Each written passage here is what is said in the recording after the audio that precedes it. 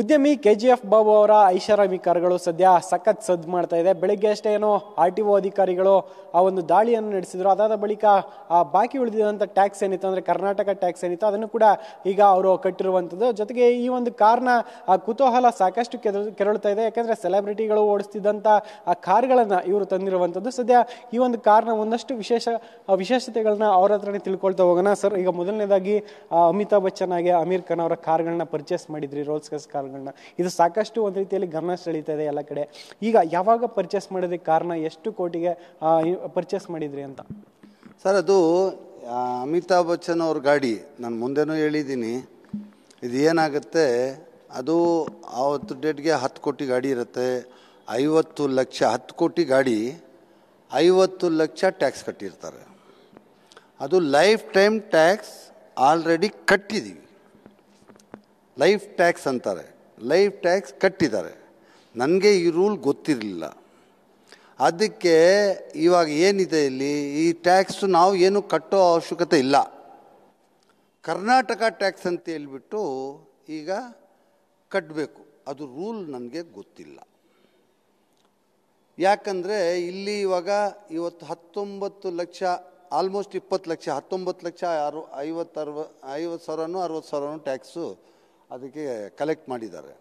ಅದು ಏನಾಗುತ್ತೆ, ಇವತ್ತು ಇಲ್ಲಿ ಟ್ಯಾಕ್ಸ್ ಕಟ್ಟಿಬಿಟ್ಟು ನಾವು NOC ಅಲ್ಲಿಂದ ತಗೊಂಡ್ರೆ ಇವಾಗ ಅದು ನಮ್ಮ ಬಾಂಬೆ ಆಫೀಸ್ ಹೆಸರಲ್ಲಿ ಟ್ರಾನ್ಸ್ಫರ್ ಮಾಡಿದ್ವಿ.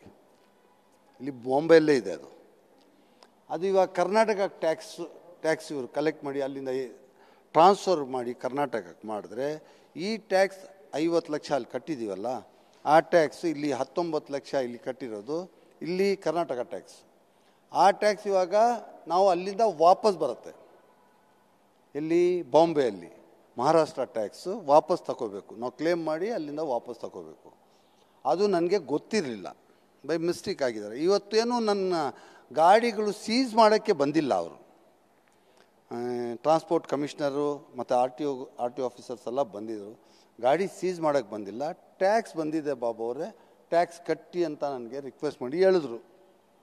ಅದಕ್ಕೆ ನಾನು ಹೇಳಿದೆ, ನಾನೊಂದು ಡಿಪ್ಯೂಟೆಡ್ MLC ಕಾಂಗ್ರೆಸ್ ಪಾರ್ಟಿಯಿಂದ, ನಾನೊಂದು ಡಿಪ್ಯೂಟೆಡ್ MLA ಚಿಕ್ಕಪೇಟಿಂದ, ನಾನು 4 ಜನಕ್ಕೆ ನ್ಯಾಯ ಹೇಳೋನು. ನಾನು ಯಾರ್ದು ಟ್ಯಾಕ್ಸ್ ಬಾಕಿ ಇಡೋಲ್ಲ. ನಿಮ್ಮ ಟ್ಯಾಕ್ಸ್ ಏನಿದೆ ಕ್ಯಾಲ್ಕುಲೇಟ್ ಮಾಡಿ ಹೇಳಿ, ನಾನು ಇಮಿಡಿಯೇಟಾಗಿ ಆನ್ ದ ಸ್ಪಾಟ್ ಕಟ್ತೀನಿ ಅಂತ ಹೇಳಿದ್ದೀನಿ. ಹೇಳ್ದೆ. ಅವ್ರು ಕಮಿಷನರು ಬಂದಿದ್ದರು,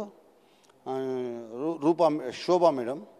ಅವ್ರಿಗೂ ಇಮಿಡಿಯೇಟ್ ಮನೆಯಲ್ಲೇ ಕುಣಿಸಿ ಅವ್ರಿಗೆ ಕಾಫಿ ಕೊಡೋ ಅಷ್ಟೊತ್ತಿಗೆ ನಾನು DDಗಳು HDFC ಬ್ಯಾಂಕಿಂದ DD ಮಾಡಿ ಅವ್ರಿಗೆ 19 ಲಕ್ಷ 50 ಸಾವಿರ ಚಿಲ್ಲರೆ ಒಂದು ಗಾಡಿದು, 18 ಲಕ್ಷ 50 ಸಾವಿರ ಚಿಲ್ಲರೆ ಇನ್ನೊಂದು ಗಾಡಿದು, 2 ಗಾಡಿಗಳದ್ದು ಅವ್ರಿಗೆ ಪಾಪ ಕುಣಿಸಿ ಕಾಫಿ ಕುಡಿಯೋ ಅಷ್ಟು ಹೊತ್ತಿಗೆ ನಾನು ಅವ್ರಿಗೆ ಈ DDಗಳು ಮಾಡಿ ಕೊಟ್ಟು ಕಳಿಸಿದ್ದೀನಿ. ಎಲ್ಲ ಇವತ್ತು ಕ್ಲಿಯರ್ ಆಗಿದೆ.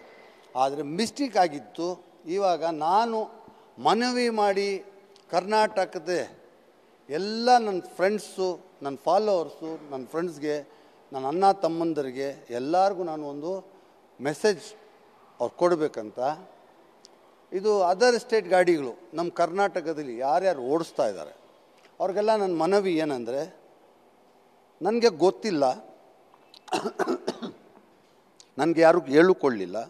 ಇವತ್ತು ನಾನು ನಮ್ಮ TV9 ಮುಖಾಂತರ ನಾನು ನಿಮಗೆ ಮನವಿ ಮಾಡ್ಕೊಳ್ಳೋದು ಏನಂದರೆ, ಯಾವುದೇ ಅದರ್ ಸ್ಟೇಟ್ ಗಾಡಿ, ಡೆಲ್ಲಿ ಗಾಡಿ ಇರಲಿ, ಬಾಂಬೆ ಗಾಡಿ ಇರಲಿ, ಚೆನ್ನೈ ಗಾಡಿ ಇರಲಿ, ಆಂಧ್ರ ಗಾಡಿ ಇರಲಿ, ಇವರೆಲ್ಲರೂ ಕರ್ನಾಟಕದಲ್ಲಿ ಓಡಿಸಂಗಿದ್ರೆ ವಾಲಂಟ್ರಿಯಾಗಿ ಹೋಗಿ ಕನ್ಸಲ್ಟ್ RTO ಆಫೀಸಲ್ಲಿ ಹೋಗಿ, ಇಲ್ಲ ಕನ್ಸಲ್ಟ್ ಕಮಿಷನರ್ ಹತ್ರ, ಟ್ರಾನ್ಸ್ಪೋರ್ಟ್ ಕಮಿಷನರ್ ಹತ್ರ ಹೋಗಿ, ಈ ಗಾಡಿ ನಾವು ಇಲ್ಲಿ ಕರ್ನಾಟಕಕ್ಕೆ ತಗೊಂಡು ಬಂದಿದ್ದೀವಿ, ಇದಕ್ಕೆ ಟ್ಯಾಕ್ಸ್ ಏನಾಗುತ್ತೆ ನೀವು ಇದು ಕ್ಯಾಲ್ಕುಲೇಷನ್ ಮಾಡಿ ಕೊಟ್ಟರೆ ನಾವು ಇದನ್ನು ಕಟ್ತೀವಿ ಅಂತ ಅಲ್ಲಿ ರಿಕ್ವೆಸ್ಟ್ ಮಾಡಿ ಕ್ಯಾಲ್ಕುಲೇಷನ್ ಮಾಡಿ ಈ ಟ್ಯಾಕ್ಸ್ ಇವಾಗ ಇನ್ನೊಂದು ಸಲ ಹೇಳ್ತೀನಿ, ಈ ಟ್ಯಾಕ್ಸ್ ಇಲ್ಲಿ ಕಟ್ಟಿದ್ರೆ ಇವಾಗ ಆಂಧ್ರ ಆಗಲಿ, ಮುಂಬೈ ಆಗಲಿ, ಡೆಲ್ಲಿ ಆಗಲಿ, ಇಲ್ಲಿ ಕಟ್ಬಿಟ್ಟು ಅಲ್ಲಿ ನಾವು ಕ್ಲೇಮ್ ಮಾಡಿ ವಾಪಸ್ ತಗೋಬೋದು.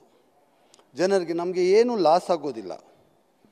ಈ ಕರ್ನಾಟಕ ಸ್ಟೇಟ್ ಟ್ಯಾಕ್ಸ್ ಕಟ್ತೀವಿ, ಮಹಾರಾಷ್ಟ್ರದಲ್ಲಿದೆ, ಮಹಾರಾಷ್ಟ್ರ ಟ್ಯಾಕ್ಸಿಂದ ವಾಪಸ್ ತಗೊಳ್ತೀವಿ. ಇಷ್ಟೇ ಹೊತ್ತು ಎಲ್ಲರೂ ನಾನು ಮನವಿ ಮಾಡಿ ಕೇಳ್ಕೊಳ್ಳೋದು, ನನ್ನ ಫ್ರೆಂಡ್ಸು, ನನ್ನ ಕರ್ನಾಟಕದಲ್ಲಿರೋ ಜನಕ್ಕೆ, ನಮ್ಮ ಅಣ್ಣ ತಮ್ಮಂದರಿಗೆ, ಈ ಟ್ಯಾಕ್ಸ್ನ ಇಲ್ಲಿ ಕರ್ನಾಟಕ ಸರ್ಕಾರಕ್ಕೆ ಟ್ಯಾಕ್ಸ್ ಕಟ್ಟಿ ಅಲ್ಲಿ ಹೋಗಿ ಕ್ಲೇಮ್ ಮಾಡಿದ್ರೆ ಅದರ್ ಎಸ್ಟೇಟ್ ಟ್ಯಾಕ್ಸ್ ನಾವು ವಾಪಸ್ ತಗೋಬೋದು, ನಮಗೇನು ಲಾಸ್ ಆಗೋದಿಲ್ಲ, ಪಬ್ಲಿಕ್ ಏನೂ ಲಾಸ್ ಆಗೋದಿಲ್ಲ ಅಂತ ಈ ಮೆಸೇಜು ನಮ್ಮ ಅಣ್ಣ ತಮ್ಮಂದ್ರೆ ಕೊಡಬೇಕಾಗಿತ್ತು.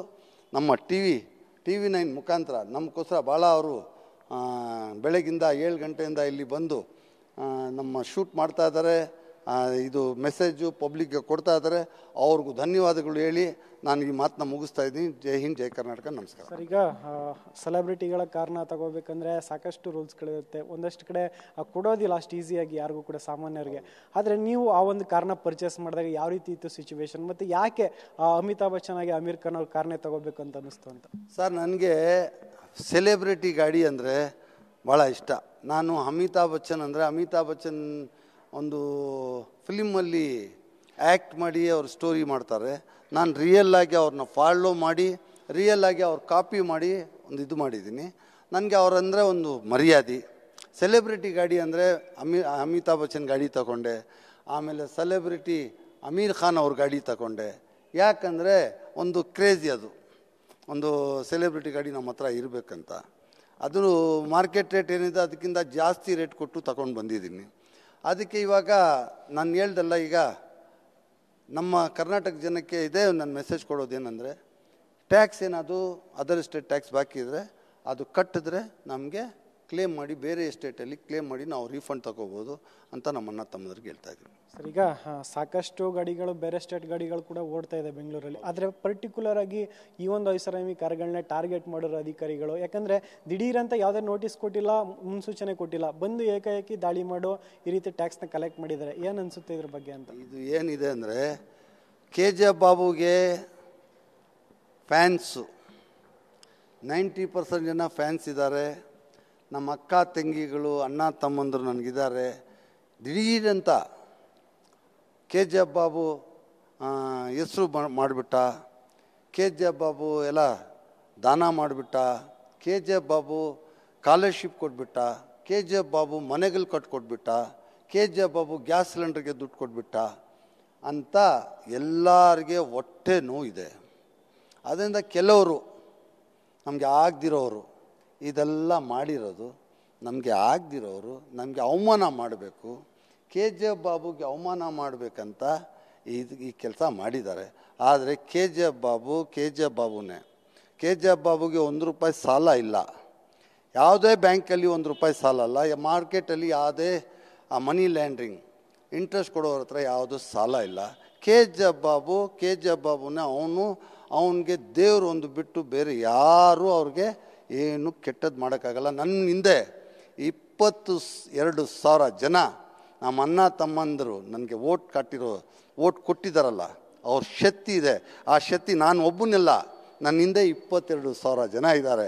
ಇಡೀ ಕರ್ನಾಟಕ ನನ್ನ ಹಿಂದೆ ಇದೆ, ನನ್ನ ಫ್ಯಾನ್ಸ್ ಇದ್ದಾರೆ. ನನಗೇನಾದರೆ ಅವ್ರು ಬಿಟ್ಕೊಡೋದಿಲ್ಲ. ಅವ್ರ ಶಕ್ತಿ ಮೇಲೆ ನಾನು ಇದನ್ನು ಮಾತಾಡ್ತಾ ಇದ್ದೀನಿ. ಇಡೀ ಕರ್ನಾಟಕದ ಜನ ಶಕ್ತಿ ಮೇಲೆ ನಾನು ಇವತ್ತು ಮಾತಾಡ್ತಾ ಇದ್ದೀನಿ. ನನಗೇನು ಆಗಲ್ಲ, ನಮಗೆ ಜನಗಳ ಆಶೀರ್ವಾದ ಇದೆ, ನನಗೆ ಅವ್ರ ಸಪೋರ್ಟ್ ಇದೆ, ಅವ್ರ ಬೆಂಬಲ ಇದೆ. ನನಗೇನು ಆಗೋದಿಲ್ಲ. ಇಂಥದ್ದೆಲ್ಲ ಟ್ಯಾಕ್ಸ್ ಕಟ್ಟಬೇಕು, ನನ್ನ ಟ್ಯಾಕ್ಸಿಂದ ಕರ್ನಾಟಕ ಜನಕ್ಕೆ ಹೋಗೋದು, ಪಬ್ಲಿಕ್ ಹೋಗೋದು, ಸರ್ಕಾರಕ್ಕೆ ಹೋಗೋದು. ಈ ಟ್ಯಾಕ್ಸ್ ಕಟ್ಟೋದ್ರಲ್ಲಿ ನನಗೇನು ಅಭ್ಯಂತರ ಇಲ್ಲ. ನಾನು ಸಂತೋಷವಾಗಿ ಕಟ್ಟಿದ್ದೀನಿ. ನಾನು ಕಟ್ಟಿದ್ದೀನಿ, ಅದೇ ನನ್ನ ನೋಡಿ ನನ್ನ ಅಣ್ಣ ತಮ್ಮಂದರಿಗೆ ಯಾರು ಡಿಫಾಲ್ಟ್ ಅಂತ ಇರಬಾರ್ದು. ನೀವು ಅದನ್ನು ಹೋಗಿ ಕನ್ಸಲ್ಟು RTO ಆಫೀಸಲ್ಲಿ ಹೋಗಿ ಕಟ್ಬಿಟ್ಟು ಆ ದುಡ್ಡನ್ನ ರೀಫಂಡ್ ತಗೊಳ್ಳಿ ಅಂತ ಇಷ್ಟಪಡ್ತಾ ಇದ್ದೀನಿ. ಜೈ ಹಿಂದ್, ಜೈ ಕರ್ನಾಟಕ, ನಮಸ್ಕಾರ. ಇದಿಷ್ಟು KGF ಬಾಬು ಅವರ ಮಾತು. ಒಟ್ಟಿನಲ್ಲಿ ಯಾರೇ ಆದರೂ ಕೂಡ ಬೇರೆ ರಾಜ್ಯದ ಗಾಡಿಗಳನ್ನ ನಮ್ಮ ರಾಜ್ಯದಲ್ಲಿ ತಂದು ಓಡಿಸೋ ಸಂದರ್ಭದಲ್ಲಿ ಟ್ಯಾಕ್ಸನ್ನು ಕಟ್ಟಿ, ಜೊತೆಗೆ ಯಾರೋ ಆಗದೇ ಇರೋವಂಥ ಪಿತೂರಿಯಿಂದ ಈ ರೀತಿಯ ಸಮಸ್ಯೆ ಆಗಿತ್ತು, ಅದನ್ನು ಈಗ ಸರಿಪಡಿಸೋ ಕೆಲಸವನ್ನು ನಾನು ಮಾಡಿದ್ದೀನಿ ಅಂತ ಬಾಬು ಅವರು ಹೇಳ್ತಾ ಇರುವಂಥದ್ದು. ಕ್ಯಾಮ್ರಾ ಪರ್ಸನ್ ಮಂತೇಶ್ ಜೊತೆ ಶಾಂತಮೂರ್ತಿ, TV9 ಬೆಂಗಳೂರು.